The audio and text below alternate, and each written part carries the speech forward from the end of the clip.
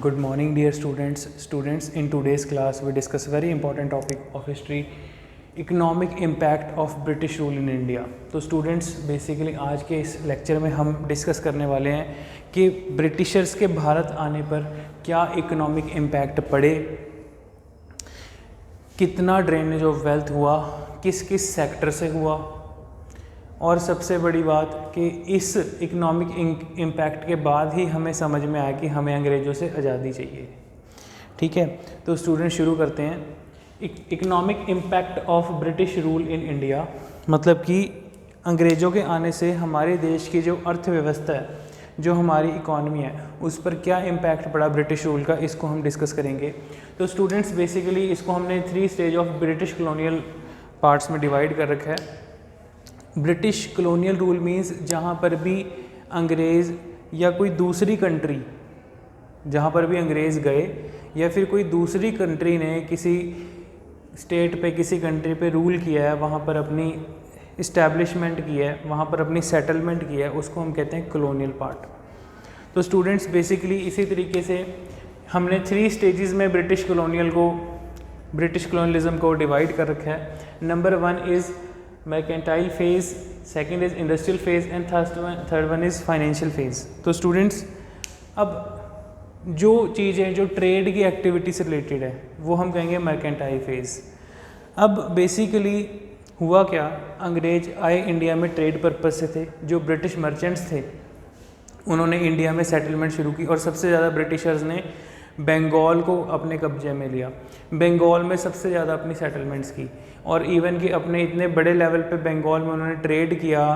बंगाल के दीवानी राइट्स, बंगाल में उन्होंने फ्री ड्यूटी राइट्स, सब कुछ अपने कंट्रोल में ले लिए। तो स्टूडेंट्स वहाँ पर से क्या होता है कि ब्रिटिशर्स अपनी ट्रेड मोनोपोली के ऊपर फोकस करते हैं। मोनोपोली मतलब किसी एक ही पर्सन का अधिकार। ब्रिटिश कहते हैं जी अगर इस जगह पर ट्रेड हो रहा है ना तो यहाँ पर सिर्फ हमारा राइट होना चाहिए, ठीक है, सिर्फ हमारी चीज़ सेल होनी चाहिए और किसी की चीज़ नहीं सेल होगी। तो उस चीज़ के लिए क्या किया अंग्रेज़ों ने, भारत में ट्रेड शुरू किया। सबसे पहले रॉ मटेरियल इंडिया से फ़ॉरेन ले जाना, फिर वहाँ से पैक्ड फिनिश्ड गुड्स जो है इंडिया में सेल करने, और इंडियन गुड्स को फ़ॉरेन में सेल करने से रोकना। इंडियन गुड्स के ऊपर बहुत ज़्यादा हैवी आप कह सकते हो ड्यूटी इम्पोज कर देना कि मान लो अगर किसी भी इंडियन ने फ़ॉरेन में अपना कोई, यूरोप में कोई अपना सामान बेचना है तो यूरोपियंस को उसके ऊपर बहुत सारा टैक्स पे करना पड़ेगा। जो 100 रुपये की चीज़ है ना उसके ऊपर 500 रुपये टैक्स दो फिर जाके वो चीज़ लो, ठीक है। तो ऐसा करने पर आप समझते हो, आप इस चीज़ को आप समझ चुके हो स्टूडेंट्स की ऐसा करने पर क्या होगा, लोग फ़ॉरेन गुड्स खरीदेंगे ही नहीं। फॉर एग्ज़ाम्पल कि अगर टेस्ला गाड़ी है, सबको पता है कि इलेक्ट्रिक व्हीकल है, अब वो इंडिया में अगर गाड़ी सेल करना चाहता है, अगर इंडियन गवर्नमेंट टेस्ला के ऊपर इतना ज़्यादा टैक्स, इतना ज़्यादा आप कहोगे कि ड्यूटी इंक्रीज़ कर दे, ठीक है, तो इंडिया में अगर कोई पर्सन इंपोर्ट कराएगा या इंडिया में वो कंपनी अपनी गाड़ी बेचेगी, वो अपने दाम से, अपने रेट से अगर 4 गुना ज़्यादा सेल होगी, 4 गुना महंगे रेट पे सेल होगी, तो लोग उसको खरीदेंगे ही नहीं। अंडरस्टैंड। तो स्टूडेंट सबसे इम्पॉर्टेंट पॉइंट है कि ट्रेड पर्पस से अंग्रेज़ों ने अपनी मोनोपोली करनी चाहिए।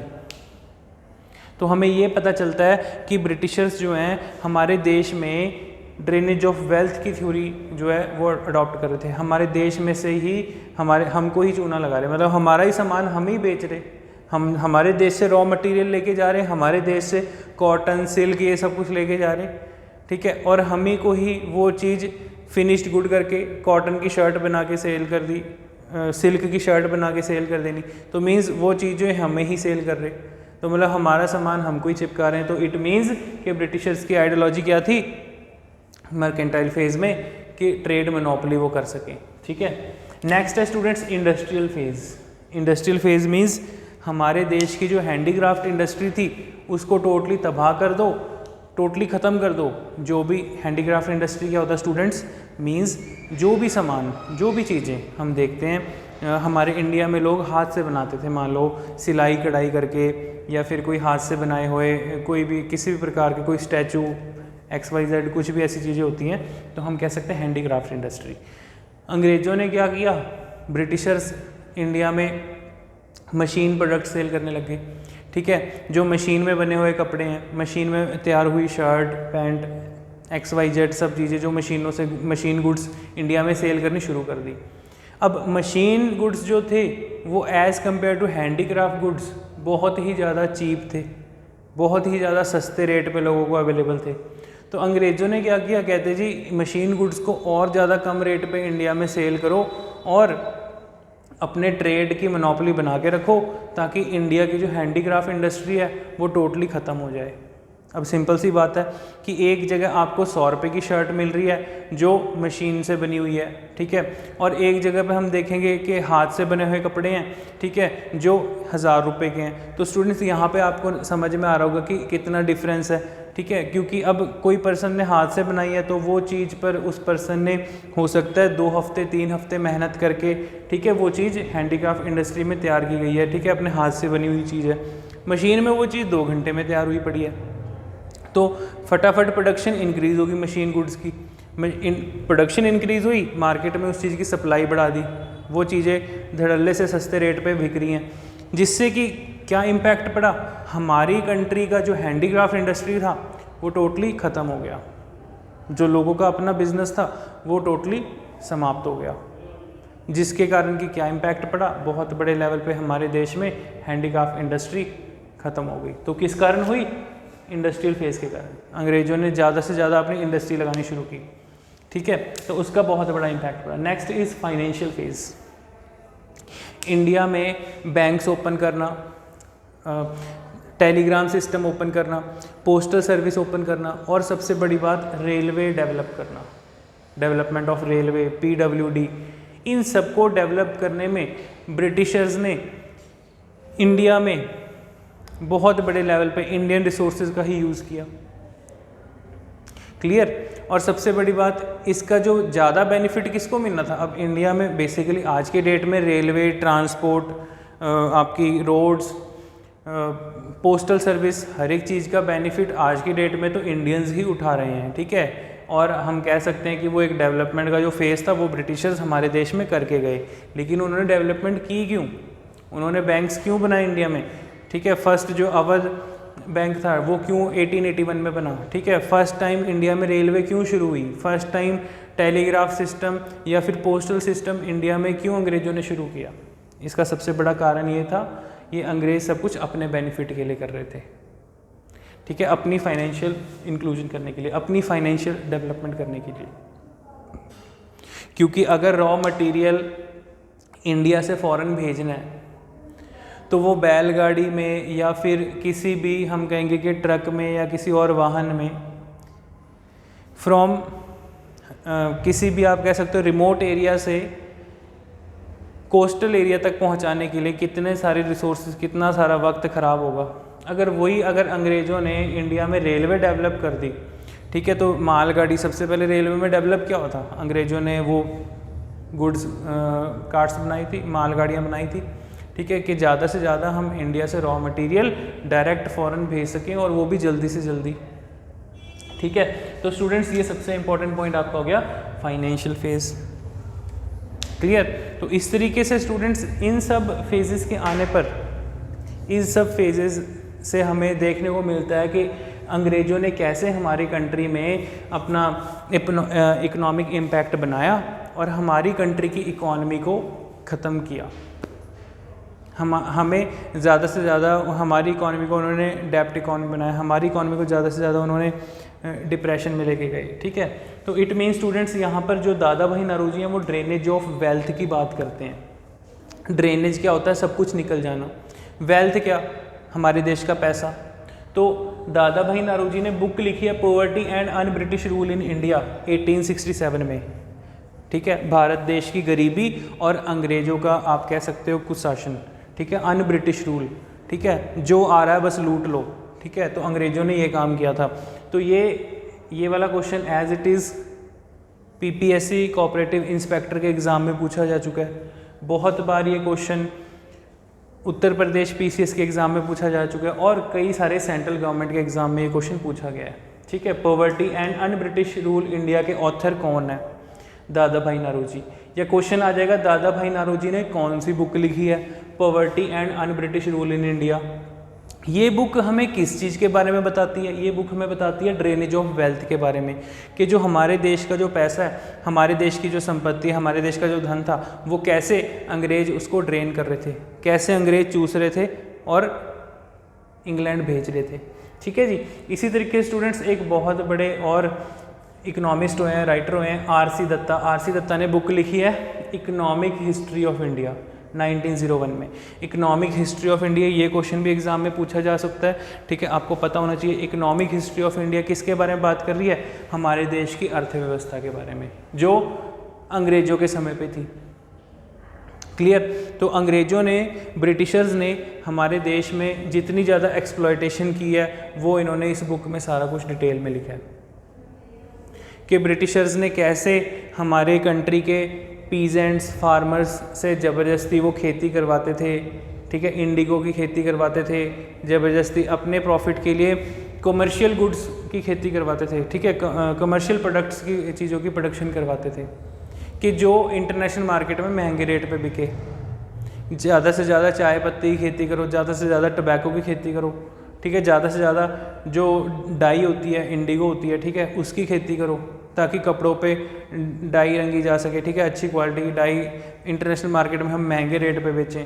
तो ये सब तरीके थे अंग्रेज़ों के इंडिया में ड्रेनेज ऑफ वेल्थ को लेके। ठीक है, हमारे देश की इकॉनमी को ख़राब करने को लेके। तो आई होप स्टूडेंट्स आपको ये बेसिक पॉइंट समझ में आ गया होगा।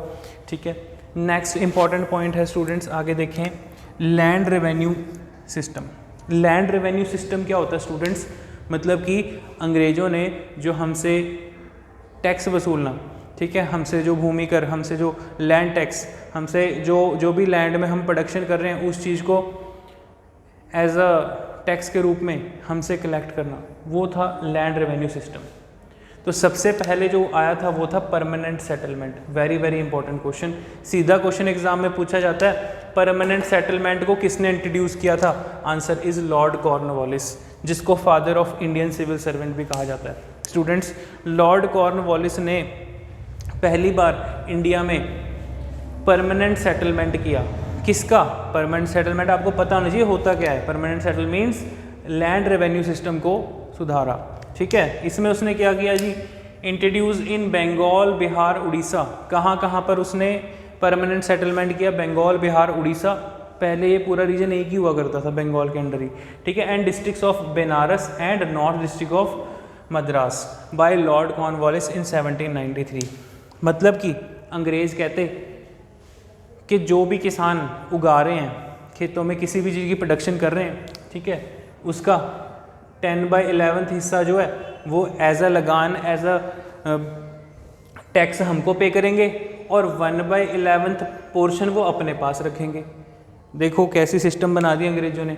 और ज़मींदारों को कह दिया कि ये कलेक्ट करना आपका काम है। ठीक है, जैसे मान लो सरकार किसी चीज़ का ठेका दे देती है कि ये काम होना चाहिए, अगर नहीं होगा तो इसकी भरपाई तू करेगा। ठीक है, अगर होगा तो सही है, हमको ला के दो। ठीक है जी, तो किसने किया? लॉर्ड कॉर्नवालिस ने। देन ये क्वेश्चन एग्जाम में पूछा जाता है स्टूडेंट्स, बहुत इंपॉर्टेंट है। John sure plan the permanent settlement. Permanent settlement की प्लानिंग किसने की? ये किसका आइडिया था? इम्प्लीमेंट जब हुआ उस समय देश का गवर्नर जनरल तो ये था लॉर्ड कॉर्नवालिस। जिस समय इम्प्लीमेंट होता है उस समय भारत का गवर्नर जनरल कौन था? Lord Cornwallis. लेकिन ये किस अंग्रेज अफसर का आइडिया था?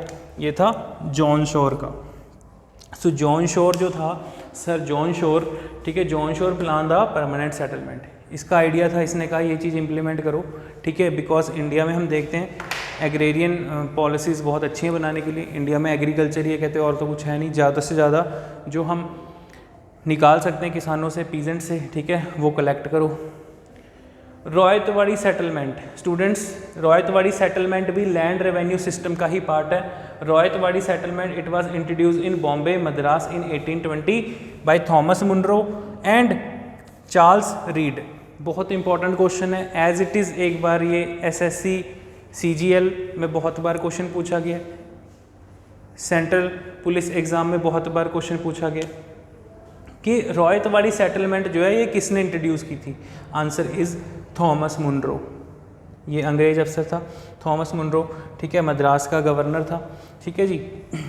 स्टूडेंट्स कंफ्यूज मत होना, गवर्नर जनरल सबसे बड़ा होता है, मैंने आपको पहले भी बताया। गवर्नर जनरल जो होता था उस टाइम पे आज के जैसे हमारे देश के राष्ट्रपति हैं उसके बराबर की पावर होती थी, ठीक है। जो आज के हमारे देश के फॉर एग्जांपल कोई भी प्रेसिडेंट ऑफ इंडिया होगा, उनके इक्विवेलेंट जो पावर थी उस समय पे अंग्रेजों के पास जो गवर्नर जनरल हुआ करता था उसके पास हुआ करती थी, ठीक है। मतलब कोई भी बिल ऑर्डर पास करना तो वो, जैसे लॉर्ड कॉर्नवालिस था गवर्नर जनरल ऑफ इंडिया, ठीक है, तो इन्होंने किया था क्या, परमानेंट सेटलमेंट। थॉमस मुनरो ने इंट्रोड्यूस किया था क्या, रॉयतवाड़ी सेटलमेंट। रॉयतवाड़ी सिस्टम जो था जस्ट साउथ इंडिया में, इसी परमानेंट सेटलमेंट को रॉयतवाड़ी सेटलमेंट कहा गया है, आप ऐसे याद रख सकते हो, ठीक है। रॉयतवाड़ी सेटलमेंट किसने किया, थॉमस मुनरो ने। थॉमस मुनरो कोई गवर्नर जनरल नहीं था, थॉमस मुनरो जस्ट एक रीजन का ऑफिसर था, आप कह सकते हो रीजनल ऑफिसर, या आप कह सकते हो कि मद्रास का गवर्नर था। जैसे फॉर एग्जांपल हर स्टेट के गवर्नर होते हैं और पूरी कंट्री का जो हेड ऑफ द स्टेट्स होता है prime minister, sorry president of India, ठीक है। प्रेसिडेंट ऑफ इंडिया कौन होगा, कंट्री का हेड, ठीक है, citizen of first citizen of the country. और जो प्राइम मिनिस्टर होगा कौन होगा, ठीक है, वो होगा head of the government. Understand. तो स्टूडेंट्स आई होप आपको ये चीज़ें समझ में आ गई होंगी। तो थॉमस मुनरो जो थे, थॉमस मुनरो रॉयतवाड़ी सेटलमेंट की थी, ठीक है जी। और चार्ल्स रीड ने क्या किया था, ये भी इसने रिकमेंड किया था कि रॉयतवाड़ी सेटलमेंट लागू करनी चाहिए हमें, कहाँ पे, बॉम्बे एंड मद्रास में। क्लियर। तो नेक्स्ट है स्टूडेंट्स आगे महलवाड़ी सेटलमेंट। महलवाड़ी सेटलमेंट जो पंजाब में अंग्रेजों ने लागू किया था, लैंड रेवेन्यू सिस्टम, उसको महलवाड़ी सेटलमेंट कहते हैं, ठीक है। सो महलवाड़ी सेटलमेंट जो था it was modified version of zamindari settlement. Zamindari system को और बढ़िया तरीके से, मतलब अंग्रेज जो थे वो चीज़ों को रिवैम्प करते रहते थे, चीज़ों को जैसे मान लो कोई भी पॉलिसी इम्प्लीमेंट की उसमें चेंज कर दिया, ठीक है।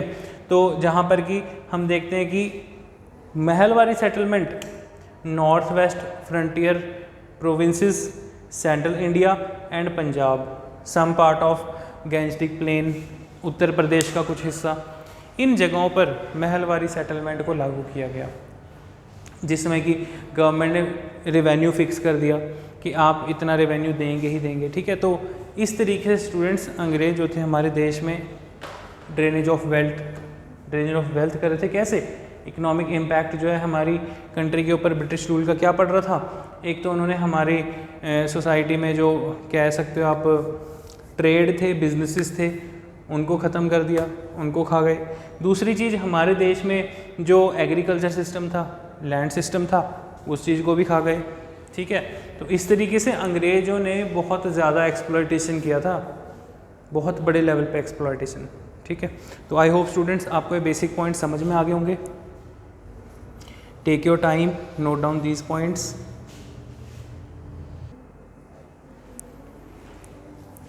हाँ जी स्टूडेंट्स, आगे देखेंगे। नेक्स्ट देखिए growth of modern education in India.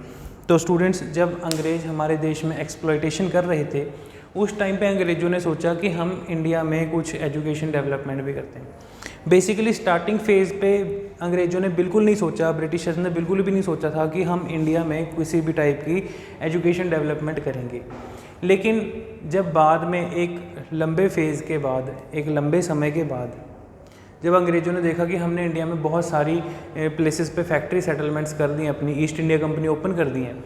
अब वो ईस्ट इंडिया कंपनी में बेसिकली ऊपर के लेवल पे तो अंग्रेज़ थे, ठीक है, ब्रिटिश मर्चेंट थे, बट लोअर लेवल पर इंडियंस को ही काम करना था। जो वहाँ पर क्लर्क होंगे, वर्कर्स होंगे, वो तो इंडियन ही होंगे। तो जिसके लिए कम्युनिकेशन गैप जो है ख़त्म हो सके, उनको इंग्लिश आनी चाहिए। तो अंग्रेज़ों ने ये ऑर्डर जारी कर दिया कि जिसको भी जॉब पे रखना है उसके लिए एक रिक्रूटमेंट टेस्ट होगा, इंग्लिश आनी कंपलसरी है। तो ये सब कुछ स्टार्टिंग के आप कह सकते हो बेसिक अंग्रेज़ों ने कुछ एजुकेशन डेवलपमेंट के लिए इंडिया में डेवलपमेंट किया था। तो डिस्कस करते हैं फर्स्ट फेज़। तो स्टूडेंट फर्स्ट फेज़ था 1758 से लेके 1812 के बीच में। इस फर्स्ट फेज़ में अंग्रेज़ों ने कलकत्ता में मदरसा ओपन किया।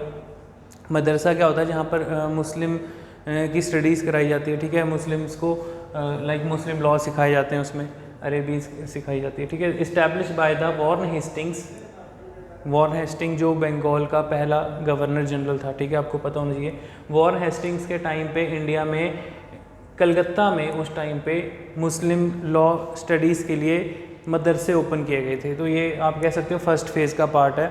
कलकत्ता में जो है मदरसा ओपन किया जा रहा है और संस्कृत कॉलेज ओपन किया जा रहा है बाय जॉनथन डंकिन के द्वारा बनारस में, ठीक है जी, 1791 में। इंपॉर्टेंट पॉइंट है अभी। और फोर्ट विलियम ओपन किया गया था बाय लॉर्ड वेल्जली के द्वारा, ताकि इंडिया में सिविल सर्विसेज की ट्रेनिंग दी जा सके अंग्रेज़ों को, इंडिया के लैंग्वेज, इंडिया के कल्चर को वो समझ सकें, ठीक है। तो ये कुछ फर्स्ट फेज़ की डेवलपमेंट थी, इससे ज़्यादा कुछ एजुकेशन डेवलपमेंट को लेके अंग्रेज़ों ने तब कुछ भी नहीं किया था। देन उसके बाद आगे डिस्कस करते हैं सेकंड फेज़ की। सेकंड फेज़ का टाइम पीरियड था 1813 से लेके 1853 तक, ठीक है। 1813 से 1853 के बीच में सेकंड फेज़ की डेवलपमेंट होती है, ठीक है। For the first time the British parliament included in 1813 a charter act and 1 lakh grant for the education development। important point है, पहली बार अंग्रेज़ों ने जो है इंडिया में एजुकेशन डेवलपमेंट के लिए वो अपने बजट में से 1 लाख रुपया सालाना, ठीक है, एनुअल बजट में पास कर रहे हैं कि इंडिया में एजुकेशन डेवलपमेंट के लिए इतना पैसा ग्रांट के लिए भेजा जाएगा, ठीक है। क्यों कर रहे हैं? क्योंकि इस टाइम तक आते आते अंग्रेज़ों ने काफ़ी सारी इंडिया में अपनी सेटलमेंट्स कर ली थी काफ़ी जगहों पे, ठीक है। So general committee of the public instruction was appointed to look after the development of education but it was fail due to orientalist and anglicist. ये इंपॉर्टेंट पॉइंट है स्टूडेंट्स। कहते जी इंडिया में डेवलपमेंट के लिए, एजुकेशन डेवलपमेंट के लिए पैसा तो आया, लेकिन एक जनरल कमेटी बैठाई गई जो पब्लिक इंस्ट्रक्शंस के ऊपर बेस्ड थी, जिसमें कि ओरिएंटलिस्ट और एंग्लिसिस्ट आपस में भिड़ गए। ओरिएंटलिस्ट और एंग्लिसिस्ट इस चीज़ को लेकर आपस में लड़ बैठे, या आपस में आप कह सकते हो इनमें नहीं बनी कि ये एजुकेशन डेवलपमेंट इंडिया में होनी चाहिए। उसके पीछे कारण क्या था? जो ओरिएंटलिस्ट थे ये कहते कि हमें इंडिया में यहाँ की जो लोकल, जो यहाँ का ट्रेडिशन है उसके अकॉर्डिंग एजुकेशन देनी चाहिए। एंग्लिसिस्ट कहते जी हमें इंडिया में वेस्टर्नाइजेशन, ठीक है, वेस्टर्न एजुकेशन के अकॉर्डिंग यहाँ पर एजुकेशन डेवलपमेंट करनी चाहिए। तो जिसके कारण कि उस टाइम पर इनमें आपस में नहीं बनती, ठीक है। सो उस टाइम पे एग्रीकल्चर इंस्टीट्यूट पूसा में खोला गया, बिहार में है जगह, ठीक है। एग्रीकल्चर इंस्टीट्यूट एट पूसा, ये क्वेश्चन एग्जाम में पूछा जा सकता है, एग्रीकल्चर इंस्टीट्यूट कहाँ पे है। और इंजीनियरिंग कॉलेज उस टाइम पे रुड़की में खोला गया। तो ये टाइम था लॉर्ड डलहौजी का, ठीक है। आप लोगों ने पढ़ रखे हैं गवर्नर जनरल्स डिटेल में, ठीक है, पिछली वीडियोस में। आगे देखें नेक्स्ट स्टूडेंट्स, थर्ड फेज़ की बात हो रही है 1854 से 1900 के बीच में। 1854 में स्टूडेंट्स चार्ल्स वुड्स नाम का एक अंग्रेज अफसर आता है। Charles Wood prepare a dispatch of education system. कहता है जी भारत में किस तरह से एजुकेशन सिस्टम सही बैठेगा। तो इसने रिकमेंड किया, कहता है 6th स्टैंडर्ड से जो है जितने भी स्कूल्स हैं जो बेसिक इंडिया में, ठीक है, चाहे वो रूरल में है चाहे वो अर्बन एरिया में है, 6th स्टैंडर्ड से लेके 12th स्टैंडर्ड तक जो है लोगों को यहाँ पर इंग्लिश पढ़ाओ। तो स्टूडेंट्स आपको शायद पता हो या ना पता हो, आज भी कई रूरल एरियाज़ में कुछ समय पहले तक इंग्लिश जो है वो 6th क्लास से ही शुरू होती थी, ठीक है। उससे पहले नर्सरी 1st क्लास से इंग्लिश ABCD नहीं शुरू होती थी, तो 6th क्लास से ही ABC स्टार्ट हुआ करती थी। ये अंग्रेज़ों के टाइम से चलता आ रहा था अभी तक, ठीक है। So they spread English education, Western education in the form of English education by the Charles Woods Committee। तो ये क्वेश्चन पूछा गया है एग्ज़ाम में कि चार्ल्स, ये जो वुड्स डिस्पैच कमेटी थी, वुड्स डिस्पैच, ये भारत किस चीज़ के लिए आया था? ये एजुकेशन सिस्टम को बेहतर बनाने के लिए, ठीक है, वेस्टर्नाइजेशन एजुकेशन को इंडिया में लाने के लिए, इंग्लिश एजुकेशन को भारत में लाने के लिए चार्ल्स वुड्स जो है इंडिया आया था, ठीक है जी। नेक्स्ट उसके बाद 4th फेज़ की हम बात करें तो चार्ल्स वुड्स के टाइम पे स्कूल लेवल की और कॉलेज लेवल की एजुकेशन डेवलपमेंट हो रही है। और 4th फेज़ में 1901 से लेकर 1920 के बीच में 1901 में स्टूडेंट, उस टाइम पे लॉर्ड कर्जन जब 1904 में 1904 में यूनिवर्सिटी कमीशन अपॉइंट करता है, वो था लॉर्ड कर्जन। लॉर्ड कर्जन ने भारत में यूनिवर्सिटी कमीशन अपॉइंट किया, ठीक है। तो पंजाब यूनिवर्सिटी और जो सेंट्रल यूनिवर्सिटीज़ हैं उन सबको उस टाइम पे बनाया गया, प्रमोट किया गया, ठीक है। इस चीज़ के लिए अंग्रेज़ों ने जो है उस टाइम पर यूनिवर्सिटी कमीशन बैठाया था, ठीक है। तो इस तरीके से स्टूडेंट्स ये कुछ आप कह सकते हो कि इम्पॉर्टेंट फेजेस थे ग्रोथ ऑफ मॉडर्न एजुकेशन को लेके, ठीक है, कि इंडिया में हमने एजुकेशन डेवलपमेंट क्यों करनी है, किस लिए करनी है, ठीक है, और अंग्रेज़ों ने कौन कौन से इम्पॉर्टेंट इवेंट्स इंडिया में एजुकेशन को लेकर किए, तो वो हमने सब डिस्कस किए।